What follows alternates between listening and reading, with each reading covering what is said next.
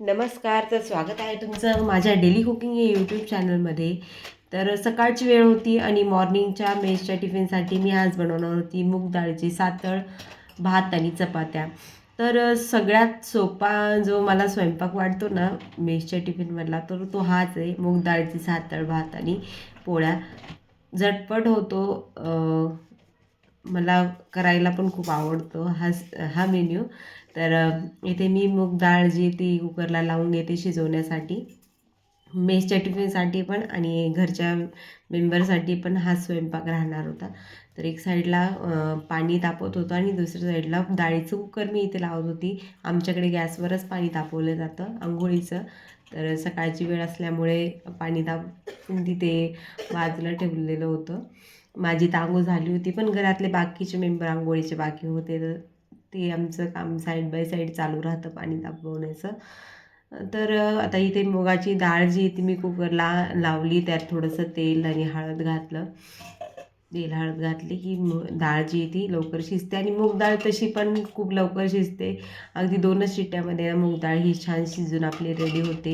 मी मोजून 2च शिट्ट्या घेत असते मूग डाळीच्या. आता डाळ शिजते तोपर्यंत रात्रीचे घासून ठेवलेली जी भांडी होती ना ती मी रॅकला लावून देते.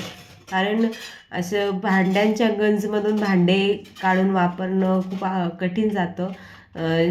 जितकं रॅकला लावलेले भांडे वापरण्या जातं. कारण रॅकला लावलेले असले की माणूस पटकन घेतं आणि यूज करतो भांडे. तर आता डाळ शिजली होती.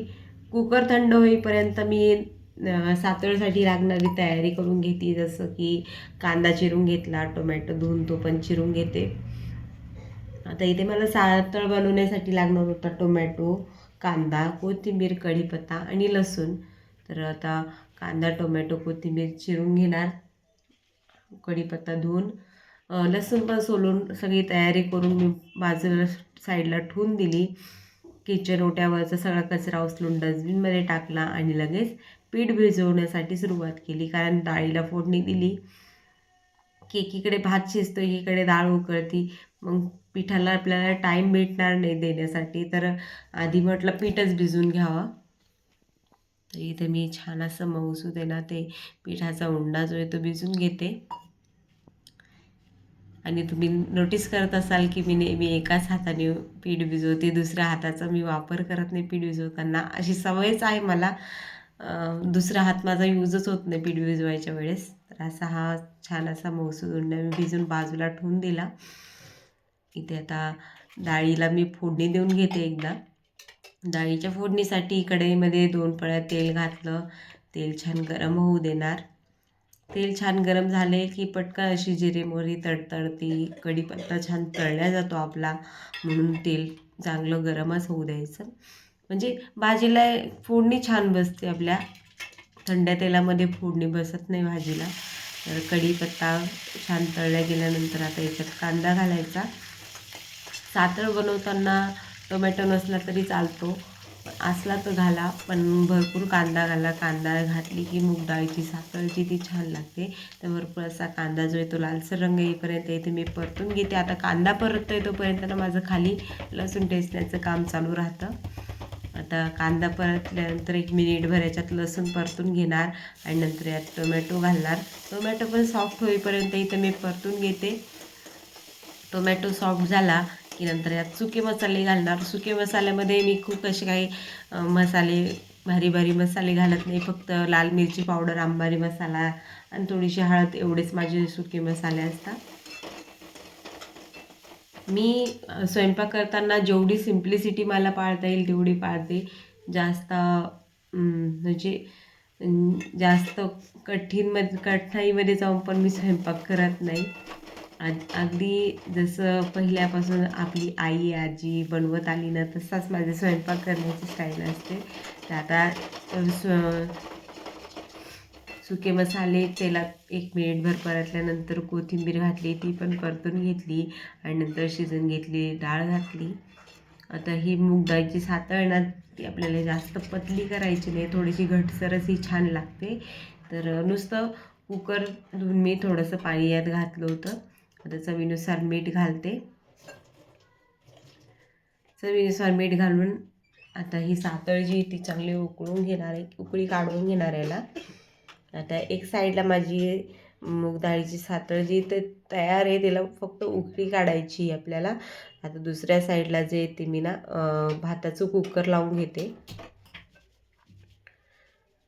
इथे मला ना भात जास्त लावायचं नव्हतं, फक्त एक वाटीभरच मला भात लावायचा होता 2 टिफिनपुरता. कारण आमच्या घरचे लोक सध्या आता भाताला कंटाळले, ते खात नाही भात. तर मग घरी जरी भात खात नसो पण टिफिनमध्ये तर द्यावाच लागणार होता. तर एक छोटी वाटी इतका मी भात लावला. आता एक साईडला माझी डाळ उकळणार, दुसऱ्या साईडला भात शिजतोय. तर तोपर्यंत लगेच मग किचन ओट्यावरचा पाणी जे ते सगळं वायपरनी वाईप करून घेतलं. कारण आता भात आणि डाळ तर झाली होती, पोळ्या करायची वेळ होती. तर पिठाला थोडंसं तेल लावून घेतलं, सॉफ्ट केला उंडा. अजून खूप असा मऊसूद माझा उंडा भिजला गेला होता. तेल लावून घेतलं. आता भाताच्या पण शिट्ट्या होत आहे, डाळ पण उकळती आहे. डाळ उकळून झाली होती तर ते उतरून ठेवणार आणि त्याच गॅसवर मी आता पोळ्यांसाठी जो आहे तो तवा ठेवते. आणि असा हा माझा मॉर्निंगचा टिफिन रेडी होता. मूग डाळीची सातळ केली की मी वरण करत नसते. मूग डाळीची सातळ जी ती भातासोबत खाल्ल्या जाते आणि ती भाजीचं पण काम करते. तर असं 2 in 1 माझं काम होऊन जातं. म्हणून मला हा स्वयंपाक खूप आवडतो. इझी पडतो माझ्यासाठी बनवायला आणि खाणाऱ्यांना पण खूप आवडतो. असं कोणाची मला अशी काही कंप्लेंट आलेली नाही की ताई म्हणजे वरण का देत नाही म्हणून. कारण सातळ एक वरणातच मोडली जाते. तर असं आता ह्या झटपट मी सगळ्या ज्या पोळ्या ना ते करून घेते. बघा भात पण माझा शिजला आहे. आता कुकर थंड होईपर्यंत तर माझ्या पोळ्या होऊनच जाणार. तर अशा ह्या पोळ्या ज्या आहेत आता मी करते. तुम्हाला जर माझे व्हिडिओ आवडत असतील तर प्लीज व्हिडिओला लाईक करा, शेअर करा, चॅनलला सबस्क्राईब करा आणि मला कमेंट करून सांगा की तुम्ही माझे व्हिडिओ कुठून पाहत आहेत, जेणेकरून मला कळेल की माझे व्हिडिओ कुठपर्यंत पोहोचत आहेत. आणि माझ्या व्हिडिओमध्ये तुम्हाला काय बदल हवे ते पण सांगा. म्हणजे व्हिडिओची क्लॅरिटी असू दे,